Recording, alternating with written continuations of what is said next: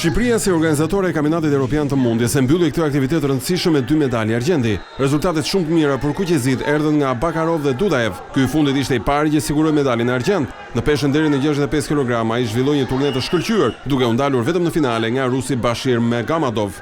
2 vite më parë Dudaev ishte shpatur kampion Evropa, ndërsa këtë herë nuk arriti ta mbajë statusin e kampionit, ndonse edhe vendi i dytë mund konsiderohet një rezultat shumë i mirë. Më pas në ditët e fundit të kampionatit evropian ishte radha e Zelimkana Bakarov të ngjitej në podium. Ai garoi në peshën deri në 61 kg dhe për te disfatës në finale 4-0 nga Zavur Aguev. Në përgjithësi rrugtimi drejt finales edhe për të ishte shumë i mirë. Shqipërisë dhe saj të paraqitjeve të Dudaev dhe Bakarov i shtojnë të tjera medalje ndërkombëtare në nivel Europë dhe botrori, duke mos harruar që nuk garoi në këtë turne për shkak dëmtimi një tjetër mundës me pretendime të mëdha, si Çermen Valiev. Në përgjithësi, suksesi më i madh ishte në fakt organizimi perfekt nga Federata e Mundjes e këtij aktiviteti në kryeqytet.